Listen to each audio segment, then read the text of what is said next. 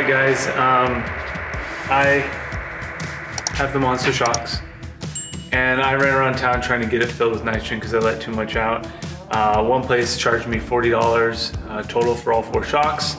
Another place wanted to charge me $25 per shock and a labor fee, and they wouldn't have it done today, or would have taken them a day to do it. It takes literally like a minute per shock.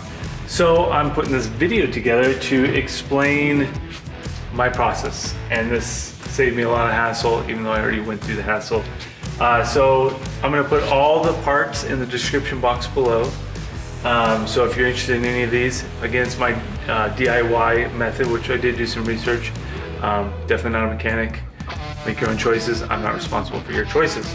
You're dealing with compressed gas, it can be dangerous. The most expensive part is this tank. This is a 22 cubic foot tank. The valve regulator comes separately. You have to buy this separately. I got this one on Amazon. Again, links down below. It needs to hold up to a high PSI. This one's 4,000. The output's about 600, which is plenty for these shocks. It came with this hose, and then this is a separate part, which is the fill valve gauge. It's got a shut-off valve here. You can release air from there, and this is a Schrader valve, screw-on, no-leak chuck. I don't know if that's exactly what it's called, but you screw it on and you tighten this down to open the valve, and then you would open this to fill it. So this is the process. Let's get at it. And you guys have probably seen me wear this sweater. It's just a comfy sweater, nice work sweater. I'm not sponsored by Wahlburgers, but just a job that I've worked on with good old Marky Mark Wahlberg. He's a local of Vegas. So let's get at it. First, you're gonna want safety glasses. Working with compressed air, in case the gauges blow off, anything, a hose blows off, you want to make sure you've got your eyes safe. So it's pretty straightforward. Let's do it. This is what opens and closes the valve for the tank. This is the pressure in the tank. I've already opened it, so that's why it's showing pressure. So right now I've got a little under 2,000 PSI in this tank left. That's kind of the measure of how much you have left. Not sure how many times we'll be able to fill this up, but I can't imagine we need to consistently fill it up. And then you've got your output pressure, and you control that by this. So you tighten it to add pressure, and you loosen it to reduce pressure. Whatever pressure you set here is what's going to go into your shock.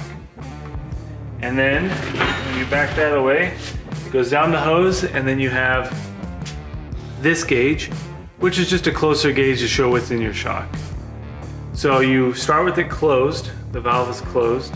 So it's open when it's in line with the tube or the pipe, and it's closed when it's perpendicular. You're gonna start with it closed.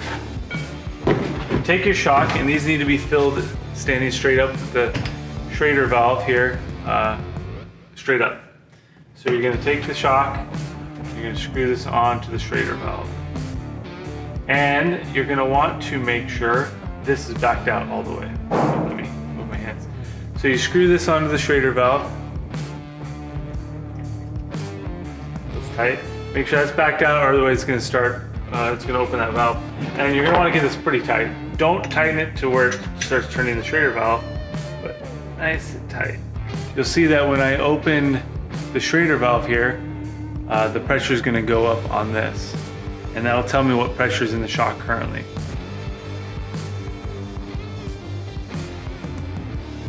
So I have the back, I have this set to about 170 PSI. So this is what we've got in the shock, is just under 150. When I open this, it should bring us to 170. Just let it fill up and let the pressure equalize. So once you've got your pressure, you want to close your valve here so there's nothing coming or going or leaking from the tank.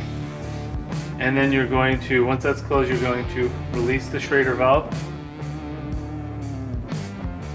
Get your little wrench. And this is gonna let a little bit of air out, but it's not coming from the shock, it's what's left in here. So there's a little bit of air that'll come out. Good air.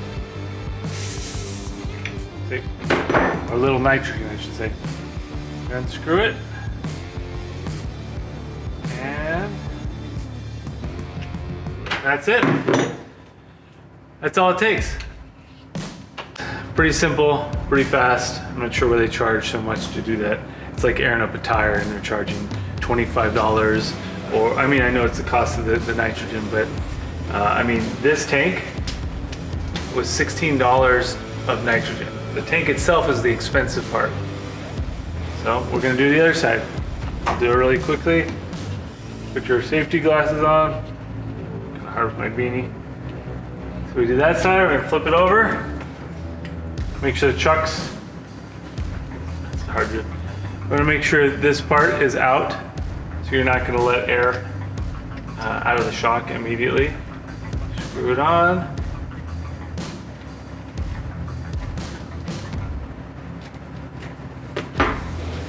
Give it a little tight turn. You're going to close the chuck. There we go, now we've got our pressure with the shocks. And we're still set at about the 170, 180. We're gonna open it up, and there we go. You can kind of hear it filling up too. Sorry, we got a plane coming. I think it's gonna get loud. Right next to the run-up area is always fun. You're gonna close that. Pressure stays the same. Loosen the chuck as much as you can. And then release this. You get a little bit of loss of air there. That's just what's inside here. Hold this and not drop the shock. Probably be easier to put it like in a vise or something. But, and there you have it.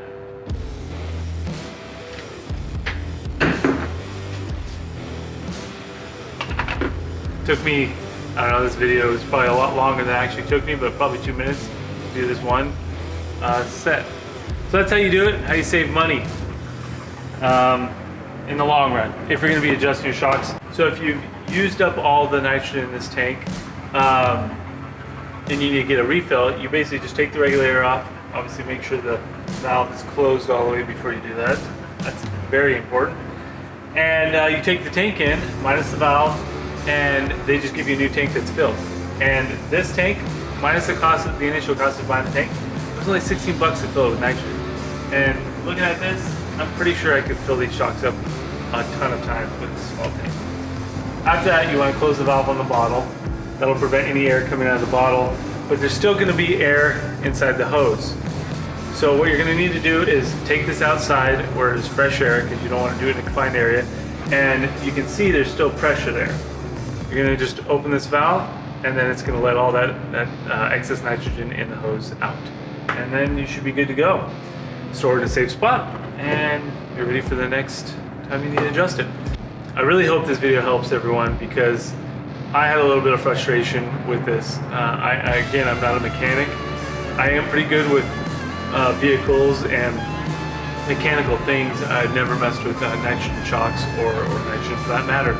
So it took me a bit of learning and a lot of hassle and some money too that I lost trying to figure this out. And this is the easiest way. I mean, I couldn't believe how easy it was. So about 250 bucks, I think, for all this. And then next time you need to fill it up, only 16 bucks because you're just trading in the tank. So with that said, the links are in the description below. If you decide to use those links, it'll give me a little kickback, which would be great. And hopefully this helped you guys a lot, because I had my frustrations, I'll tell you that. And this was so easy. It was actually easier than I thought, and actually easier than what I read. And now I can adjust my shocks to my mission. All right, guys, come fly with me. Come ride with me.